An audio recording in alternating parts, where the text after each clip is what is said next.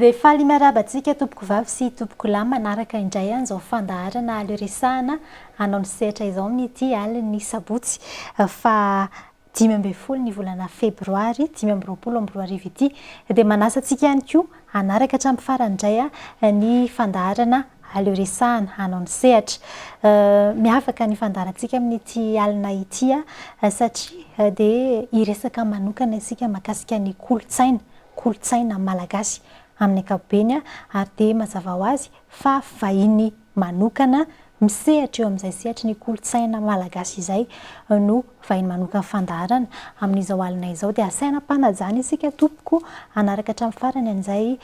fandaharana aleoresahana hanao ny sehatra izay ny vahintsika voalohany Andriamatoa Victoria Randriamianta izay filoha nasionaly ny Maya na hoe malagasy iray asy na ampafantatra an'izay moa ianao rehefa avy eo fa faly mandray anao tompoko izay atao amin'ny fahitalavitra record Madagasikara atao anatin'ny fandaharana aleoresahana hanao ny sehatra. Ya dia faly ihany koa miarahaba ny mpijery sy ny mpiain'ny TV record dia miarahaba ihany koa manao. Faly mandray anareo eto amin'ny plateau tompoko miarahaba ihany koa ny Ramatoa Rabarson Yanja izay filohan'ny Maya eto ny faritra Analamanga tonga soa eto amin'ny aleoresahana hanao ny sehatra. Ya saotra indrindra dia miarahaba ny any tokantrano rehetra miarabanao saotra indrindra indray anay eto fandaharana. Dia miarahaba ihany koa ary mankasitraka an'ireo mpikambana Maya izay tonga manatrika an'izao fanodinana ny fandaharana izao atao amin'ny studio ny fahitalavitra record Madagasikara eto Anosizato atao anatin'ny fandaharana asaina manokana isika rehetra hanaraka fandaharana satria mahakasika antsika rehetra mahakasika ny malagasy ny fandaharantsika eo amin'ity anio ity efa nambarako teo hoe ampafantatra ianao tompoko ny mahakasika ny Maya inona moa izany hoe malagasy iray asy izany na Maya? Maya dia arak'izay indrindra hoe malagasy iray hasina izany hoe manana tanjona manokana mametaka ny hasina mamalagasy ny Maya izany hoe isika malagasy rehetra dia manana ny hasina mahizy antsika avokoa ka misy ihany koa ny hasina hitovizana sy hifanajana. Ny fijery Maya dia mametraka hoe misy fiteny malagasy manao hoe aleo verintsikala-kalam-bola toy izay verintsikala-kalam-pihavanana fa amin'ny Maya dia aleo verintsikala-kalam-pihavanana toy izay tsy mifanome hasina. Izany hoe mifanome hasina aloha vao mihavana ka izay fijery Maya hoe mifanome hasina izay no zava-dehibe indrindra eo amin'ny seha-piarahamonina misy ny Maya. Nijoro oviana ny Maya fikambanana ve izy io ny antom-pijoroana sy ny joro efa 10 taona mahery izany izao ny Maya ankehitriny ary ny antom-pisian'ny Maya dia anetana ny fiarahamonina mba hanana fijery ny hasiny manokana izany hoe ny olona mijery ny tenany no tanjo amin'ny Maya fa tsy hoe hijery ny fiarahamonina hijery ny mahiziny tsirairay fa ianao aloha no mila mijery ny mahizy anao izay vao fantatrao hoe misy hasina ve ny tenako miatrika ny fiham-piarahamonina misy amin'ny vanim-potoana ankehitriny. Efa maro ny mpikambana ve eo anivon'ny Maya? Ny mpikambana eo anivon'ny Maya zany amin'izao fotoana izao dia mahatratra ny 770 sy 400 manerana Madagasikara sy any ivelany. Ramatoa filoha eto amin'ny faritra Analamanga raha tao anatin'ny 10 taona izay no nijoroan'ny Maya ianao manokana ve mahita hoe efa tafita ihany ny hafatra amin'ny alalan'ireo hetsika sy ataontsika hoe fanehoana fampahafantarana an'izay kolotsaina Maya izay nataonareo efa nisy ve ny hetsika nitanterahanareo teto amin'ny faritra na tany amin'ny ivelan'ny faritra ihany koa nanahoana ny nandraisan'ny malagasy an'izay kolotsaina Maya izay? Ny kolotsaina Maya dia mifandray amin'ny fomba malagasy ihany efa tao anatin'ny fomba malagasy efa hatry ny ela tsy namohan'izay fotsiny ny asanay teto amin'ny fikambanana Maya tsy zavatra efa niainan'ny malagasy nandritra ny fotoana efa lava tsy vaovao aminy akory tsy vaovao aminy raha mandray fotsiny izao tsika hoe ny taom-baovao malagasy na mandeha ny toerana any ambanivohitra any ianao dia mahafantatra ny olona n'izany atao hoe taom-baovao malagasy zany ny ainany zany a fa tsy hainy mametraka anarana amin'le izy zay ny azo azavaiko kely anazy. Ny hetsika nataonay a dia nentina nanafanaina izay zavatra izay fotsiny. Ny teto toerana moa zany dia teto Antananarivo ny tena niainga ny hetsika nataonay a. Teto efa maromaro nataonay anisan'izany ny fanabeazana momba ny kolontsaina malagasy. Dia tany amin'ny faritra sisiny tany koa efa nanao ihany izay isa-taona momba ny ireo kolontsaina malagasy, iaina malagasy amin'ny andavanandro, ohatra hoe ny famadihana, ny fanorona, ny vintana malagasy. Izay ihany koa zao tena zava-dehibe ny vintana malagasy satria indraindray isika malagasy miezaka manakaiky an'le izy amin'le vintana gregoriana moa fiteny azy, nefa ny raha amintsika malagasy hafa mihitsy n'ilay fomba fametrahana an'ilay vintana. Dia izay zao efa zava-dehibe. Toa hoe kely izy vintana ve moa dia andeha mbola horesahana ozy izy ny olona, fa zava-dehibe amin'ny malagasy ny vintana dia tsara ilay izy apetraka foana isaky ny manabe malagasy. Dia tafita ve amin'ny fampitanareo azy amin'izay kolontsaina mahaza ny fahitanao azy manokana? Matoa zareo liana dia miverina foana isaky ny manao hetsika izahay dia mihina hoe tafita, ary miezaka ihany foana zareo mbola miezaka ihany foana malagasy mbola miroso mahafantatra bebe kokoa momba ny fombany. Izany hoe tsy very fototra araka ny lazaina ombieny. Fa izay hetsika izay manana hetsika manokana ve hiavahana amin'ny seha-mpiarahamonina misy azy ny Maya? Ohatra ny hetsika ataon'ny rehetra ihany ny ataon'ny Maya amin'ny fanentanana, fa miavaka hatrany amin'ilay fomba fijery Maya. Izany hoe izahay rehefa manao fanentanana dia miainga amin'ny fotom-pisainana Maya foana. Dia izay no hiavahana kely amin'ilay hetsika izay atao. Izany hoe izahay rehefa manao fandalinana n'ireny tranga maro samihafa ireny dia miainga ny lalam-panahafana misy amin'ireny seha-mpiainana maro isan-karazany ireny. Ny lalam-panahafana na ny hoe analizy fototra amin'ny mahaizy n'ilay zavatra na ny analozia no hoentinay andravana, ametrahana ny mahaizy ny zavatra anankiray. Izay zany ny avahan'ny Maya eo amin'ny seha-mpiainana manontolo mihitsiny. Izany hoe ny Maya rehefa miresaka fandalinana zavatra anankiray dia misy fomba fijery apetraka foana aloha. Ny analizy izay apetraky ny Maya zany amina trangam-piainana dia mifototra tamin'ireo fahalalana nisy miainan'ireo razana teo aloha. Izany hoe anisan'ny zava-dehibe zany ny fanabeazana izay niraisin'ny ohatra ny tenako izay Flot National ny Maya teo anivon'ny trano koltoraly malagasy,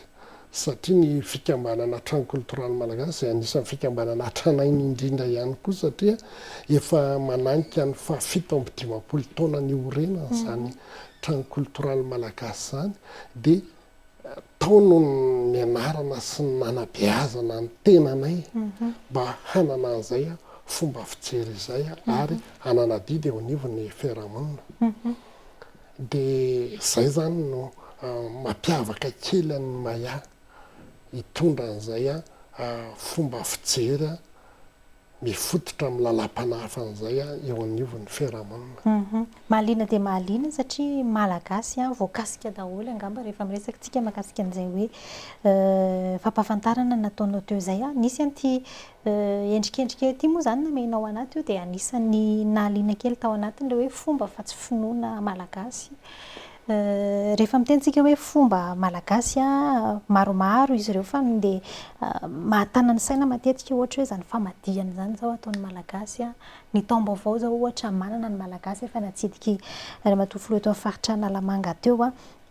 raha andao somary ho resantsika kely izay famadihan'izay raha miresaka n'le hoe fomba tena malagasy fa tsy finoana no resantsika ohatry ny ahoana ny lanjany zany famadihan'izany ohatry ny ahoana zany teo amin'ny malagasy raha ny fomba fijery mahama zany ia raha ny famadihana moa no ho velabelarina tsy ampy ilay fotoana fa ezahana ho fitinina arak'izay azo atao voalohany indrindra zany raha mametraka ny famadihana eo amin'ny toerana tokony hisy azy zany isika malagasy amin'izao fotoana izao zay tsikaritra fa manomboka miverina manatanteraka ilay famadihana ihany ny malagasy na dia maro ara ny fanenjehana zay mahazo an'ireo mpandala ny fomba mampahendrena malagasy ireo dia hita fa manomboka mamantatra le malagasy ny tranga misy nefa ny amin'izao fotoana dia ny mamantatra n'le hoe iza marina isika malagasy manao famadihana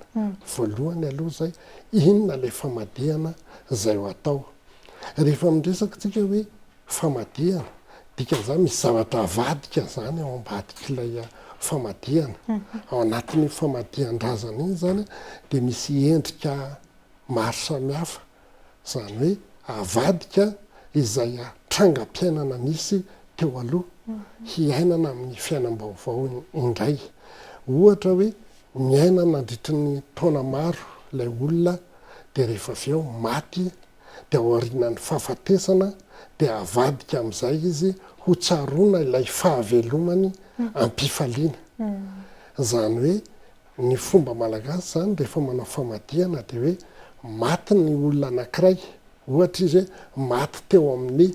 fahafitopolo taona na fahavalopolo taona ny ohatra maty teo amin'ny fahavalopolo taona n'le olona zany hoe nandritra ny valopolo taona izy zany dia niaina ampifaliana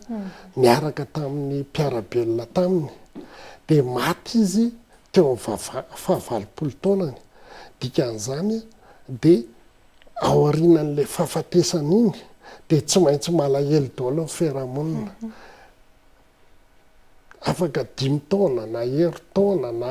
na 3 taona zany hoe ao anatin'ny isa-tsankasa dia avadika amin'izay ilay alahelo azy iny mba ho lay 20 taona ny ainany teo aloha no ho tsaroana momba azy dia tsaroana ampifaliana amin'izay ny antom-pisiny na tonga azy namela taranaka sy ny rehetrarehetra ny olona tsy avadika zany dia maty teo amin'ny alahelo dia mijanona ho alahelo mandritra ny 10 taona 20 taona misy ara mandrakizay mihitsiny isaky ny mahatsiaro azy dia hoe dia maty tokoa moa ianona fa ohatr'izao sy ohatr'izao ny fahoriana foana zany no tsy atserovana azy fa ny famadihana zany dia amadihana n'iny fahoriana iny ho an'ny fifaliana indray zany hoe raha fitimiko foy dia hoe maty teraka ny olona ampifaliana izay ny aina izy nandritra ny taona maro ampifaliana izay na rary izy na hoe maty izy eo ilay fahoriana eo lay hoe ory zay ny dikany hoe fahoriana ory amin'izay le olona dia rehefa aorian'ny fahoriana dia avadika indray ny oriny mba ho fifaliana zany hoe ny fahafatesana teo malagasy zany dia zao rehefa maty ny olona dia misy zany ny fiantsonany manodidina na ilay fitsapana ny alaliny fahoriana sy ny fijaliana zay le hoe mitsapa alahelo vita le fitsapana alahelo zany hoe fahafantarana n'ilay anjara toeran'ilay olona maty iny teo amin'ireo olona zay nonenana na nipetrahany dia tapitra iny ndray andro ihany ny fitsapana alahelo fahorinan'ny alahelo fitsapanan'ny alahelo dia misy ny famangina famahana ilay gina zany hoe gina tanteraka tsy miteny intsony maly ny fitsapana dia androany famahana gina dia mamangy ny olona ao arinan'ny famangina dia lasa amin'izay mandevona zany hoe ilay olona maty iny raha ataontsika hoe 20 kilao izy ny ampidirinao pasana afaka 70 taona izy 20 taona dia mety ho 5 kilao sisa afaka 20 taona zany ny olony dia efa melevina zay no nahatonga ny malagasy hoe mandeha handevina zany hoe le vonina amina toerana anankiray reny olona maty ireny zay ny antony anaovan'ny malagasy fasana mba handevonana ilay olona rehefa voalevina ny olona dia tsy tatanteraka intsony izy zany hoe afaka 100 taona dia tsy ho ao am-pasana intsony iny olona maty iny dikan'izany dia le razana rehetra izay alefao dia levina avokoa ny olana misy nefa ny amin'izao fotoana dia fonosana lamba nilan le maty na le antson'ny malagasy amin'izao fotoana hoe lamba tavoangy iny lamba tavoangy iny na iny lamba nilan aminosana an'le maty iny na iny le palitao nilan ampombana azy iny dia tsy levina iny raha tsy any ho any amin'ny 900 taona zany hoe ao anaty fasana zany amin'izao fotoana dia feno lamba ary lamba nilan daholo ny mameno fasana dia iny lamba nilan iny nefa rehefa tonga ny famadihana dia manampy indray le olona rehefa afaka 5 taona 7 taona dia manampy nilan foana amin'izay fotoana izay dia feno ny fasana tsy feno razana fa feno lamba ary zany daholo ny mahazo ny fasana malagasy amin'izao fotoana hoe efa feno ny fasanay ary resantsika koa ny fomba malagasy dia mangataka fitahiana amin'ny razana zany hoe dikany hoe mangataka fitahiana mangataka ilay zavatra tafina tsara tahaka izao tahaka iry iainana zany hoe mangataka iainana zay ny dikany hoe mangataka fitahiana dia nefany ilay angatahana fitahiana efa mifonosina sase na nilan ohatran'ireny fil hitantsika ireny zao mifono nilan dikan'izany tsy misy herim-baratra mipita avy aty avelany intsony fa satria isolé ilay courant isolena ao anatin'ny nilan ny razana ka rehefa ny isolena ny razana dia tsy nahangataka fitahiana eo ary ianao dia efa isolé razana isolé na angatahana fitahiana ny zavatra tsikaritra zany dia ny olona rehetra izay ny fonosiny lamba tavoanga ny razany dia jereo mahazo mandinika amin'ny fiarahamonina misy atsikatsika fa niady daholy ny taranany rehetra mihitsy moa sy zahay fa tsy hoe ny Rianina sy Rianina ihany fa ny olona rehetra izay mifonosina lamba tavoanga ny razany dia miady daholo ny taranany satria tsisy taratra raisiny intsony avy amin'ireo razany teo aloha dikan'le mangataka fitahiana zany dia mangataka tsara iainana izy ary rehefa avy eo iny fitahiana iny mba ho teraka zany hoe ho teraka ilay zavatra ny rina ary farany dia amin'ilay ihany koa dia tahany mitovy amin'ilay raha mianaka zay ny antsoina hoe taranaka zany hoe mangataka zavatra tsara iainana mba ho teraka amin'ny raha mianaka ka ny olana misy zany dia tsy tateraka intsony ilay faniriana ilay zavatra taafina avy amin'ny razana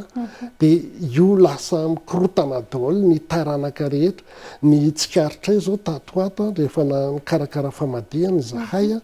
dia ny famadihana rehetra izay nikarakaranay tamin'ny taondasa teo zao teo amin'ny 20 teo ny famadihana izay nikarakaraina dia ny 5 tamindreo dia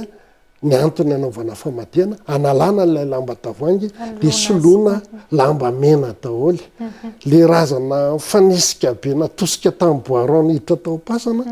lasa laharana ray sisa tao am-pasana rehefa novaina ho lamba mena ny namonosana razana ary le lamba tavoangy na le lamba nilan iny dia dorana avokoa mba tsy tsy renydray ny ampisy olana rehefa ave tena ty razana ny finosany ihany lamba tavoanga ny finosany ihany fa tsy fanao ny razana malagasy mihitsy mandefa zavatra tsy mety velona tsy mety ho levina ao am-pasana fa zany zany ny zava-misy ny akanjo ampanaovina an'le maty de fa lamba nylon daholo na bakiraro ampanaovina an'le maty ara bakiraro nylon de rehefa avy eo any anatin'le bakiraro mandindeha ao pasana efa mikorotanao misy taolana misy vovoka ana samihafa zavatra nisany nahatonga n'lay vakifasana am'izao fotoana koa de io lamba tavoangy io satria rehefa finosina lamba tavoangy ny razana de montsana de miavaka ny taolana de zany zany anisany antony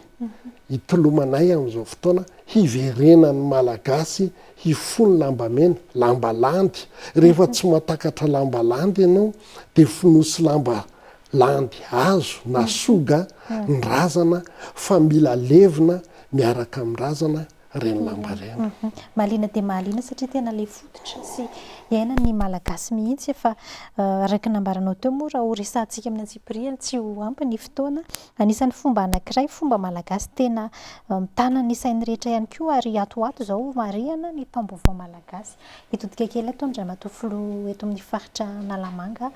afaka ampafantarina ve tompoko hoe amin'ny ambangovangony averina kely inona moa le taom-baovao malagasy satria maro be tatoato ny ataontsika hoe ady hevitra manodidina izay taom-baovao malagasy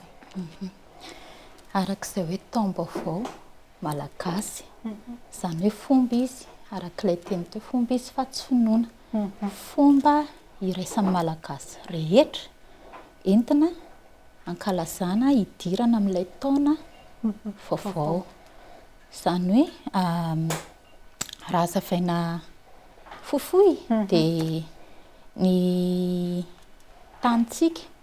ny firenetsika manomboka miditra an'le fotoam-pahavaratra zany hoe volana novembre décembre iny misy orana foana janoary febroary mandalo eto amintsika daholo ny singa efatra ny rivotra ny afo efa mivaratra ny tany io tany io miova endrika rehefa latsahan'ny rano zany hoe ny firenetsika zany madio ny tanitsika madio ny ainatsika de isika malagasy koa tokony hidio arak'izay ohatrany hoe raha hoe atao ohatra kely de hoe ny tranontsika voadio madio be de nefa tsika miditra miaraka amin'ny kirarontsika fe mivotaka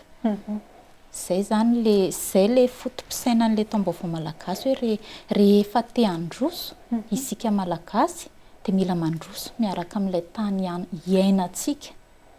zany hoe mila miaha madio eo zany roa ny fototra ny taom-baovao malagasy de ny voalohany ny fidiovana de faharoa ny tsodrano ireo roa ireo ihany ary iainan'ny malagasy manerana ny nosy io samy manana ny anarany fotsiny samy manana fomba hitondrany azy ny malagasy tsirairay avy fa tsisy malagasy tsy mitsodrano zany ary tsisy malagasy tsy midio zany ary ampresianay eto amin'ny fikambanana Maya ny hitondrany malagasy tsirairay avy ny taom-baovao malagasy ny tokantrano mandritra n'izany fankalazana ny taom-baovao malagasy zany moa tsisy zavatra hoe sarotra fa indraindray isika malagasy ihany no te hanasarotra an'ilay izy fa tsotra be le izy ao anatin'ilay fotoana ravavolana alohany hidirana an'ilay tsinam-bolana voalohany aloha zay mitandrify ny fararano izy io zany hoe eo amin'ny volana mars foana matetika ny tsinam-bolana voalohany ao aoriana fararano de ao anatin'ilay ravavolana alohany hidirana ny tsinam-bolana io mila midiotsika malagasy ny fomba fidiovana tsotra indrindra moa de ny mandro iny ny fantatritsika rehetra iny fa ny akoatran'izay dia afaka mandiny tena afaka mandinika ny zavatra ny ainatsika nandritra ny taona lasa iny afaka mandravina izay tsy nety tao anaty fiarahamonina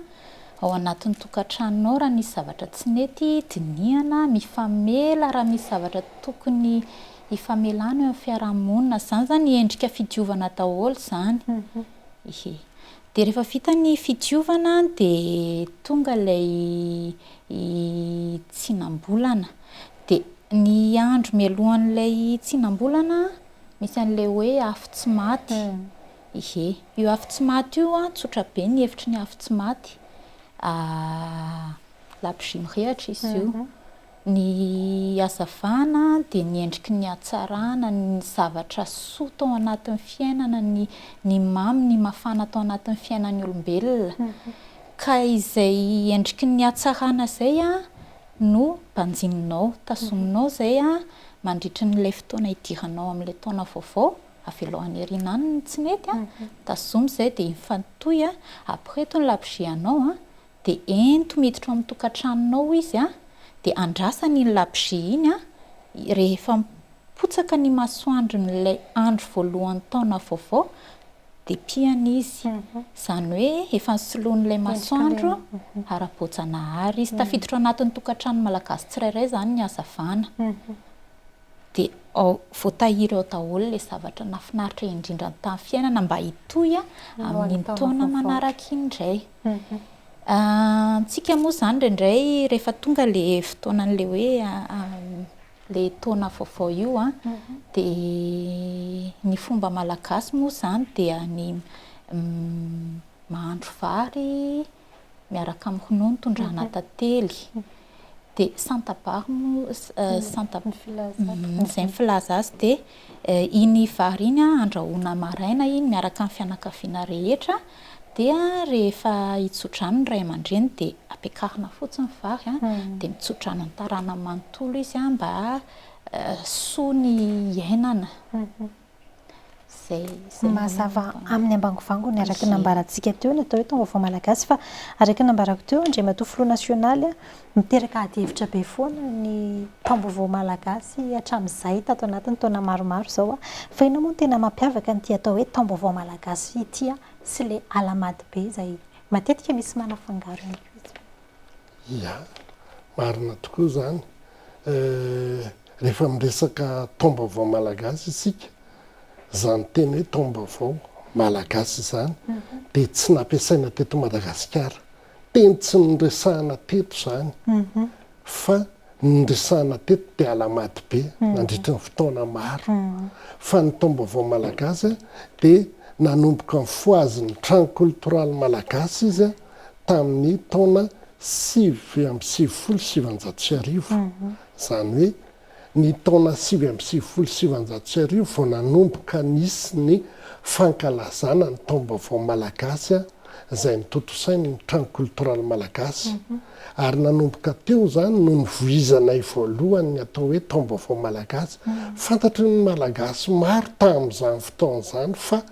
ho sarotra ny voy sy ampafantatra ity fomba fijery taom-baovao malagasy ity. Araka ny resahan'ny Ramatoa Filoha eto amin'ny faritra Analamanga teo hoe ny taom-baovao malagasy ka endrika anankiray hanatsarana ny maha-izy anao ianao no resahana, tsy misy finoana io, na mino ianao na tsy mino dia midio ty tanindrazantsika ty, ty Madagasikara ty midio rehefa tonga ny fotoam-pahavaratra tahaka izao. Mandala eto daholo ny afo-tany, rivotra, rano manadio an'ny Madagasikara, izany hoe araka ny voalaza teo hoe mandala eto ny fahavaratra, izany hoe mipoaka ny varatra. Eran'ny Madagasikara dia misy varatra mipoaka, fidiovan'ny Madagasikara amin'ny afo izay. Mandala eto ny cyclone, fidiovan'ny Madagasikara amin'ny rivotra izay. Ary mandala eto ny oram-be, fidiovan'ny Madagasikara amin'ny rano izay. Miova endrika daholo ny tany rehetra izay hitanao, fidiovan'ny Madagasikara amin'ny tany izay, afo-tany, rivotra, rano. Vita ny fidiovan'ny Madagasikara dia midio ny malagasy. Dia izay no atao hoe taom-baovao malagasy, fiainam-baovao iainan'ny malagasy. Ny alamady be kosa indray dia miova isam-bolana, isa-taona isa-taona. Izany hoe reny indray izany dia finoana malagasy ny alamady be ravatanana manokana dia fangataham-pitahiana amin'ny razana ary fangatahan-tsodrano atao amin'ny taranany. Zany hoe le razana ohatra raisitsika amin'ny mpanjaka, ny mpanjaka rehefa maty ny mpanjaka na membony mpanjaka dia lay mpanjaka no maty tsy miteny tsy mihetsika tsy maheno intsony fa lay taranany mitondra ny rahan'lay mpanjaka no maheno anao. Io no miteny aminao, io no mitsodrano anao, io no manao izay hatateraka ny fanirianao rehetra satria ilay mpanjaka, ilay taranaka ny mpanjaka amin'izay fotoana izay dia izy no mitondra ny rahan'ilay mpanjaka ary ny toetrany dia toetran'ilay mpanjaka. Ny raha mikorianao aminy dia fa rahan'ilay mpanjaka raha teo, ny fombany dia fomban'ilay mpanjaka amaha tahany raha mianaka azy taranaka. Dia ny zavatra rehetra izay teneninao sangatahanao amin'ny mpanjaka dia en'ilay taranany ary ataony izay itsofana rano anao mba hatateraka izay fanirianao. Fangatahana atao amin'ny razana ny alamady be ary izay no iavahany amin'ny taom-baovao malagasy. Ny taom-baovao malagasy dia tsy misy razana fa ianao sy ny maha ianao anao no mieritreritra fidiovana, ianao sy ny maha ianao anao no mitsodrano any zanakao zay ao amin'ny ankonanao, mitsodrano ny taranakao. Zay no mampiavaka an'ilay taom-baovao malagasy sy alamady be. Amin'ity taon'ity zao dia ny alamady be dia mifanandrify indrindra amin'ny taom-baovao malagasy. Tsara fipetraka ihany le fanontanianao satria tsara ny manavaka andreo fa tsy mitovy mihitsy ny alamady be sy ny taom-baovao malagasy. Ny taom-baovao malagasy dia ho an'ny olombelona fa ny alamady be dia fangataha-pitahiana amin'ny razana ary tsodrano ataon'ilay taranak'ilay razana. Ny zavatra misy fotsiny zany amin'izao fotoana dia no ilay finoana izay tsy voizin'ny Maya mihitsiny dia marobe le olona milaza hoe hipetrahan'ny mpanjaka zao, hipetrahan'ny mpanjaka zao, miaraka amin'ny mpanjaka zao sy ny rehetra izay amin'ny tsodran'ny olona hatateraka izay anona rehetrarehetra angatahany. Finoana zay dia mahalalaka ny olona hivohy ny finoana. Fa ny taom-baovao malagasy dia tsy miresaka an'izay mihitsiny hoe andao isika fa taranaka zao na izatsy na zaroa ary tsy mifidy olona na iza fa rehefa manana faniriana amin'ny fidiovana, rehefa manana faniriana amin'ny tsodrano izay eritreretina dia malalaka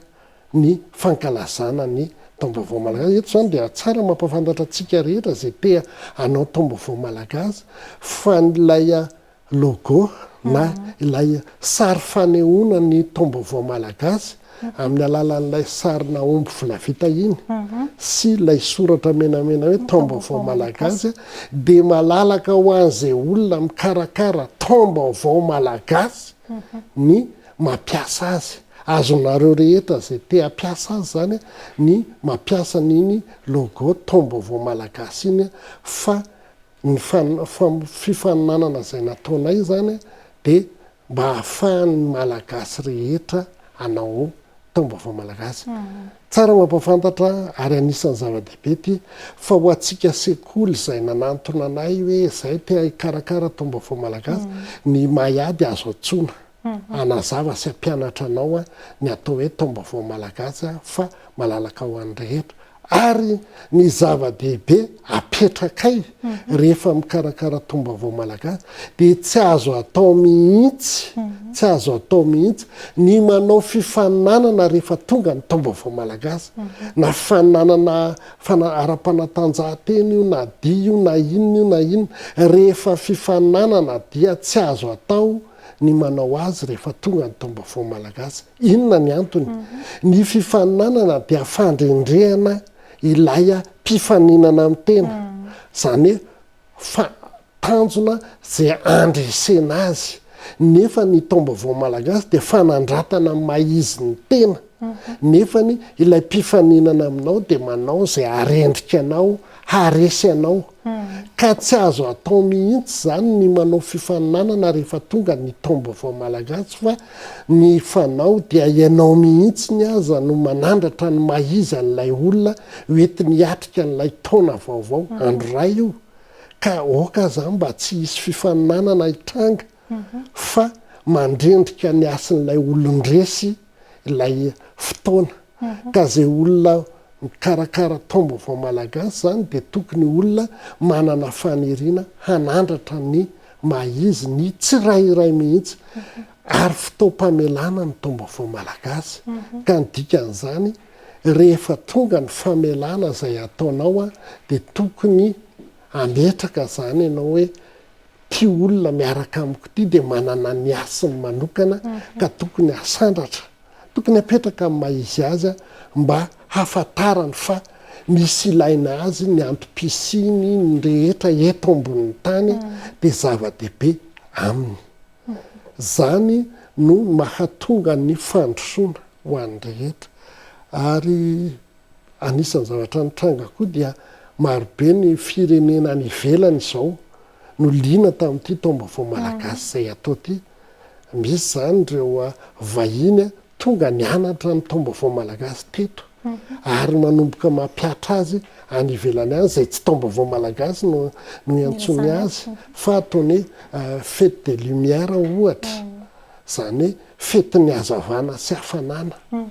ary fanandrifindrindra ilay ririnina be any Eropa zao ny taombavao malagasy ary amin'ny fotoanany taombavao malagasy io ny fifarana n'ilay ririnina be ary ho avy amin'izay ny hafanana sy ny hazavana dia izay no nandraisandry zareo an'ilay taombavao malagasy ho fetin'ny fisandratana indray isika malagasy zany rehefa tsy hanao an'ity taombavao malagasy ty mety ny any ivelany no manomboka mefa miroborobo ary ho adiny eto indray isika rehefa tsy ametraka ny hasina maizy atsika rovina moa ny taombavao malagasy amin'ity taona 2024 amin'ity taona ity dia amin'ny faha 20 martsa sy faha 30 volana martsa ny taombavao malagasy maninona moa zany le hoe faha 20 satria rehefa milana ny andro zany hoe amin'ny faha 20 volana martsa zany dia efa any amin'ny 3 ora ariva mahery any vao tsinana ny volana dia miditra memaizina zany ny andro dia raha pitsy vao andro vaovao faha 30 volana marsa dia eo zany no andro voalohany na iray nanonanana ozy izy malagasy eo no andro voalohany ny taombavao malagasy faha 20 zany fanaovana n'ilay afo tsy maty dia hazavana hoentina mipita amin'ilay faha 30 volana martsa zay zany bebe mety liana maheno an'izany fanazavanao zany fa mialohan'ny tsy anadinoko azy sanatria aleo metsika ny contact mety azahoana anareo satria mety misy te hikarakara n'izay taombavao malagasy zay na sekoly na fikambanana azonareo atao tsara zany ny manatona ao amin'ny foibe ara-tsaina maya eo akaty fotsy na ihany koa ny antso ny laharana 032 436 453 na ny 032 02 503 40 azo atao tsara zany miantso anay dia mandefa solotena any zay mampianatra ny fombafomba atao rehetra rehefa tonga ny taombavao malagasy zay faritinay tsara fa ny taombavao malagasy dia fomba malagasy fa tsy finoana malagasy zay le nanazavatsika tsara ny alamady be sy ny taombavao malagasy teo fa ohatry ny ahoana ny fanabeazana hoentiny maya any amin'ny fiarahamonina mba ho tafita zay fijery maya zay voizinareo zay endrika maro no ataonay zany hoe ny sehampiainana rehetra zay iainan'ny olombelona malagasy dia misy fanentanana amin'ny fijery maya avokoa. Ohatra raisitsika hoe ny tontolo iainana, ny tontolo iainana dia maya manentana momba ny tontolo iainana, fa saingy tsy mitovy fijery amin'ny rehetrarehetra ny maya rehefa miteny, satria ny maya dia mametraka fa mananaina ny zavaboary. Ny ao anatin'ny 2 metatra carré zay doranao iny dia misy biby mananaina tsy latsaky ny 200 miainao. Farafakely zany zay, zany hoe rehefa nandory tanety ianao ka nandory 1 hektara dia 4 tapitrisa zany miainana latsakao tamin'izay. Ka ny olona rehetra zay nandory tanety ohatra dia eto dia fanentanana fanao maya no resahako hoe izahay dia mampianatra ny olona mihitsy hoe andana isika rehetra na iza manatona an'ireny tanety may ireny, ka raha mahita biby ray maty ao ianao, roraina iny biby iny dia alevinao ambanin'ny tany indray. Zay fotsiny ihany zany nataonao, roraina ilay biby maty. Ohatra hoe nahita tanalahy ianao na nahita valaly ianao na zay ataonao, roraina fotsiny iny dia alevinao ambanin'ny tany. Fa zay nandorany iny tanety iny, zay nahazo amin'io biby io tsy maintsy miatra amin'izay nandorony tanety. Na iza nandory tanety dia tsy maintsy hiaran'izay miatra amin'iny biby iny. Zay fanao zany, fanao ny malagasy fahiny zany tsy nampisy an'izany dory tanety zany. Amin'izao fotoana zany ny fomba malagasy hoentina hanentanana ny fiarahamonina dia anisan'ny zava-dehibe ny fanaovana an'izany. Dia zay rehetra nampanaovinay an'izany aloha hatreto dia tsy nisy dory tanety intsony, satria maty namono tena daholo zay olona rehetra nandoro an'ireny tanety ireny rehefa hitan'ny olona hoe tia misy biby maty dia ndroraina fotsiny ny biby iny dia alevinao ambanin'ny tany. Zany hoe ny antony androrana azy dia zany hoe roa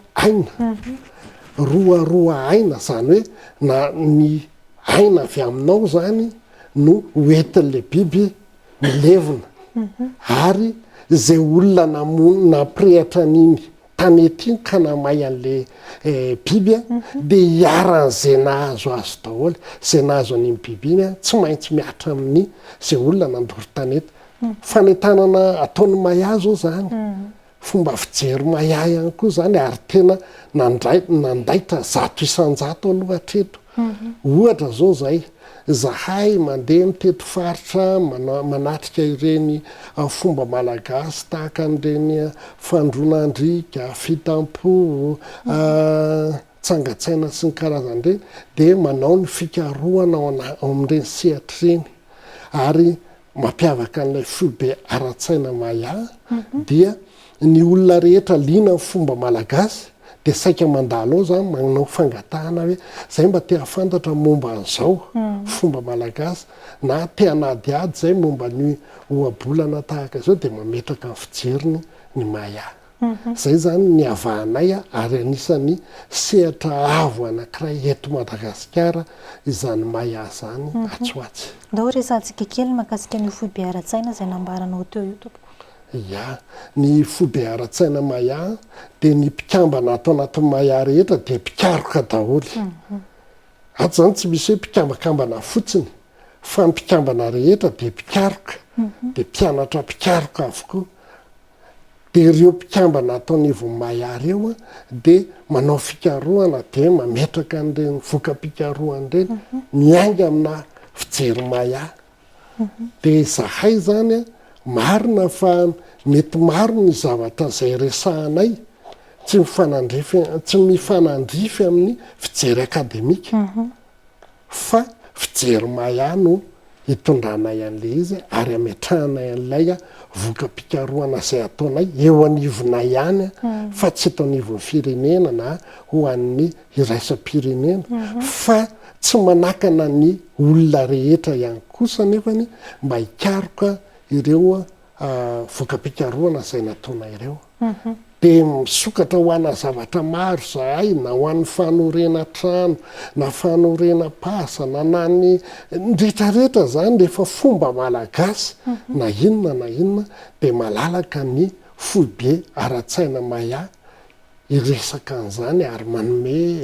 fahalalana maya hoan'ny ny olona rehetra tsy malagasy ihany fa vahiny anisan'ny betsaka liana ny anisan'ny betsaka zany na ireo mpanao gazety avy any ivelany ary dia maro ireo tonga ao amin'ny foibe maya manao fandaliana na miresaka manao fikarohana momba an'izay fomba fijery maya zay. Efa mamaraparana zany tsika mana minitra vitsivitsy maromaro kely sisa amarana ny fotoana hitodika tombondramatoa filoha eto amin'ny faritra Analamanga. Ity fanontaniako ity indray tsy tena nomaniko loatra fa tiako apetraka satria eto amin'ny aleoresahana anao sehatra sika izay ny fandaharantsika amin'ny mahatanora anao. Ianao misehatra eo amin'izay hoe ao anatin'ny fikambanana maya zay mampita an'izay kolotsaina sy fomba fisaina maya zay manahoana ny fahitanao ny fahalinan'ny tanora ny mikasika an'izay kolotsaina indrindra fa miresaka mikasika ny hoe maya isika mety hoe tena tsy miraika tokoa ve ny tanora sa tsy ampy fitarihana kely fotsiny ihany mahatonga azy ireo tsy tena manisy lanjany loatra ny mahamalagasy. Ny amaliko an'izay angambany dia miainga foana amin'ilay asa efa vita ny fotony zahay rehefa manao an'ireny hetsika isan-karazany ireny dia maro karazan'olona maro no manantona anay eo ary eo anatin'izay karazan'olona maro izay ataontsika hoe 70 amby 100 amin'izay no tanora avokoa. Ary matetika ireo tanora ireo no tena sa tonga ao amin'ny foibe ara-tsaina maya tena maka taratasy dia hiditra mpikamban'izay no ilay olona lehibe efa nahazo taona. Amin'ny mahatanora anazy angambany dia izay ilay hoe liana. Eo ny tanora ilay liana fa ohatry mba zava-baovao zany fa eo ilay tanora kosa ilay tena ohatry hoe miezaka efa nisy fikarohana nataony tany aloha tany dia ezaka izay ilay tena ka namafy an'ilay zavatra fantany izy na tany amin'ny fianarana izay nataony teny amin'ny anjelimanontolo dia tonga izy hanamafy an'izay zavatra azon'izay ary matetika ary ny tanora no tena maharitra indrindra ao anatin'ny fikambanana noho ny zokizokiolona satria izay fikarohan'izay matetika ny olon-dehibe tsy dia manana an'izay faharetan'izay izy fa ny tanora vao omena zavatra ohatry ny any am-pianarany omena zavatra iray izy dia efa iny izy liana mandeha mikaroka ohatry ny hoe manao boky manao thèse. Misy fiantraikany amin'ilay tanora ve ny fiverenana tena hoe mandala izay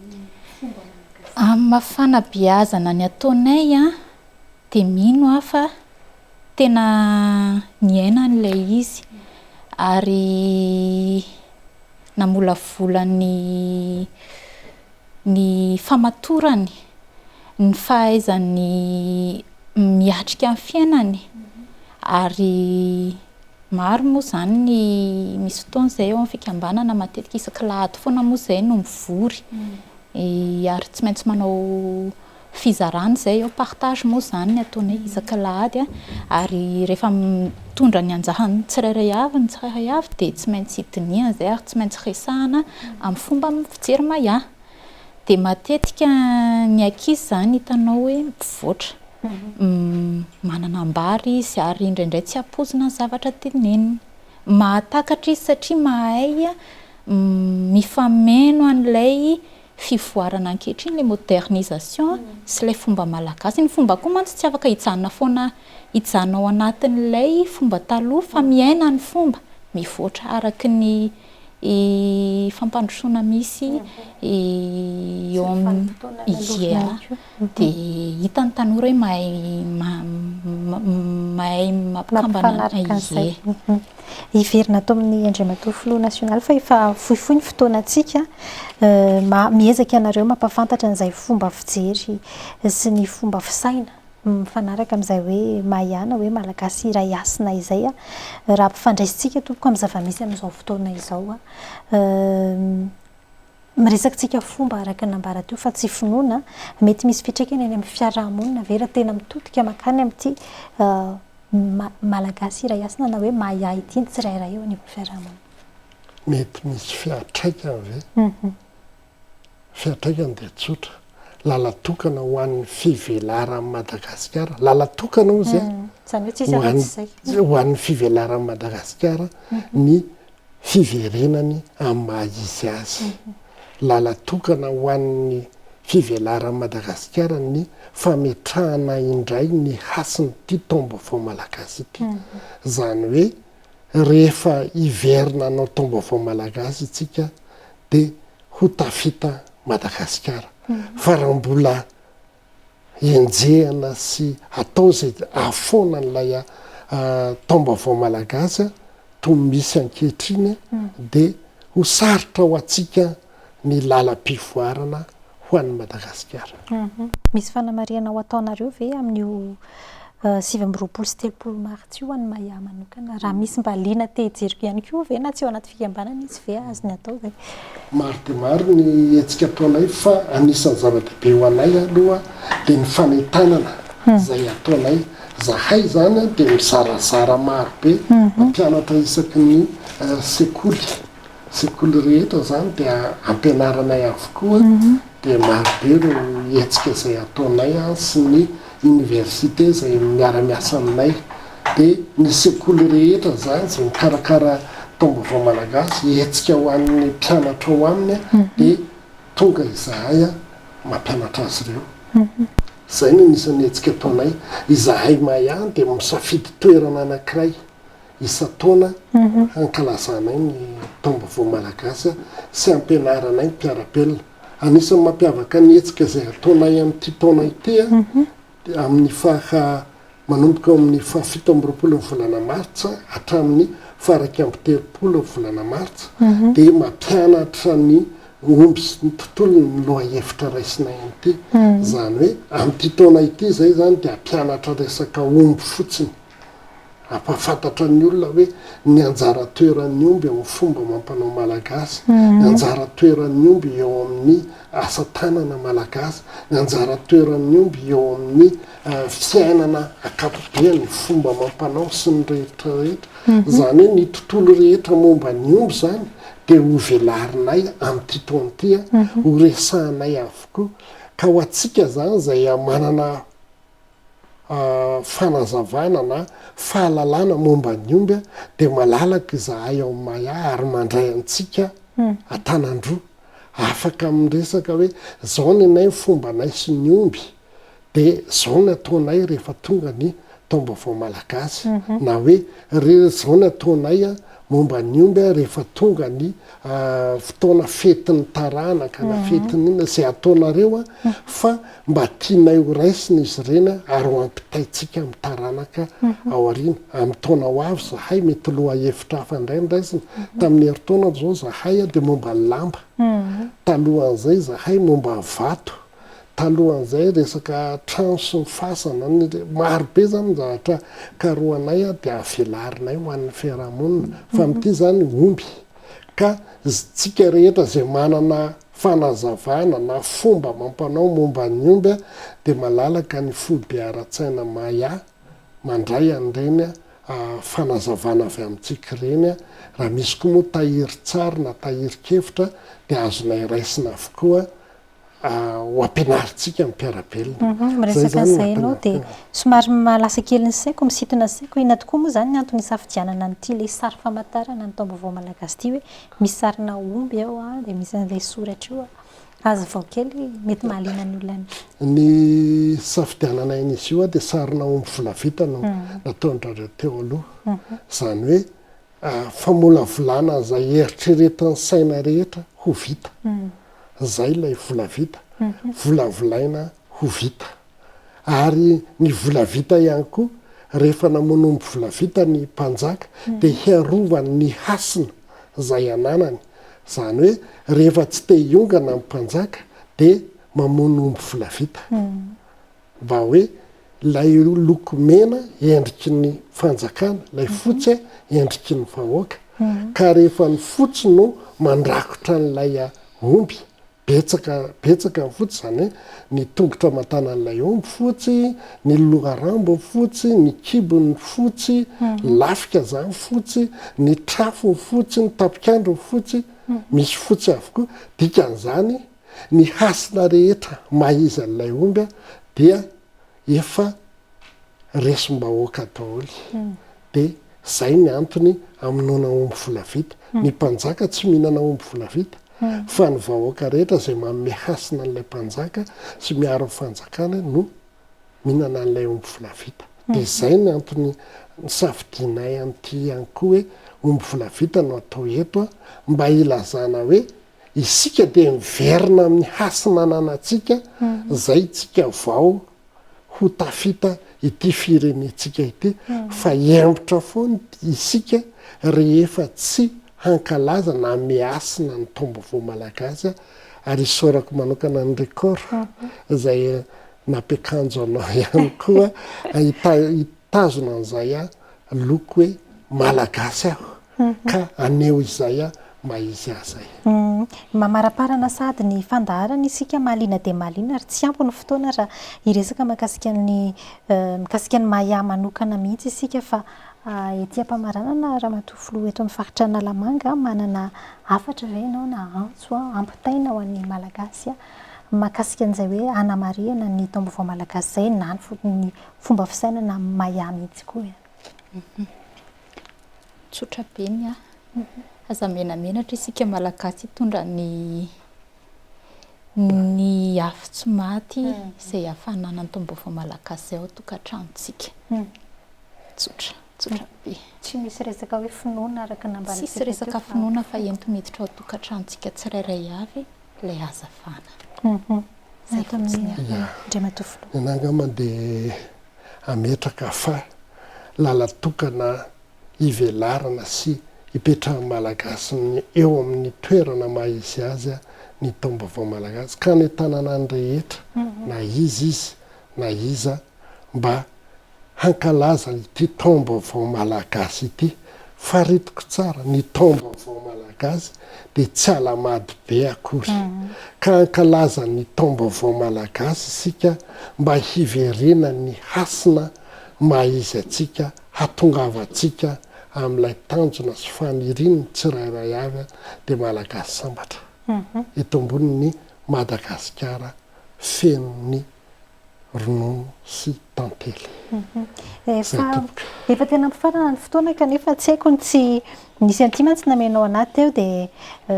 somary nandray kely ny saiko ary mitana ny saiko ilay hoe tsy safidiko ny malagasy kanefa ariariako. Inona azonao ambara Ramatoafilo marana antsika sy mikasika an'io fehezanteny anankiray io? Mino fa betsaka ihany koa no taitra kely maheno amin'izay hoe tsy safidy ny maha-malagasy. Io dia lohahevitra napetraky ny mpianatry ny anjerimanontolo anankiray izay nanao fikarohana teo anivon'ny Maya. Izy zany dia mpianatra ny karoka ny momba ny taom-baovao malagasy ary anisan'ny manely an'ity taom-baovao malagasy ity any ivelany any. Dia izy no nametraka an'io lohahevitra io hoe tsy safidiko ny maha-malagasy nefa reharehako. Na izahay teo anivon'ny Mayara dia somary taitra ihany hoe ayve marina sy mitombona izay faniriana izay tenin'ilay mpianatra izay. Tena somary nanaitra kely anay ilay izy ary niraisinay ho lohahevitra eto anivon'ny Maya foana rehefa misy hetsika izay atao hoe tsy safidiko malagasy, tsy safidy malagasy nefa mirehareha fa malagasy. Azo atao tsara ny mirehareha ny malagasy. Zay ny fotoanantsika voafetra tanteraka nefa mbola maro ny tiana ho ambara. Mino izay fa tafita ny hafatra, ny hevitra ihany koa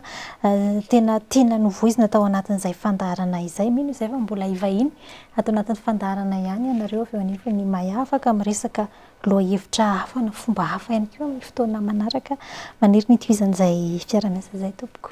Makasitraka indrindra ihany koa ny fandraisana anay, makasitraka manohy ihany koa izay nandray anay tetaniviny record tv sitrany ko ianao raha matolofilodivitra izay no atsika mamarana ny fandaharana aleoresahana anao sehatra tamin'ity aliny sabotsy ity na aliana dia naliana satria dia niverina mihitsy mahakasika an'izany hoe fomba malagasy izany mari antsika teo hoe tsy finoana fa fomba no ny antsika teto anatin'ny fandaharana tamin'ity alina ity mametraka ny veloma mandra-pitafy izahay ao amin'ny manaraka indray veloma tompoko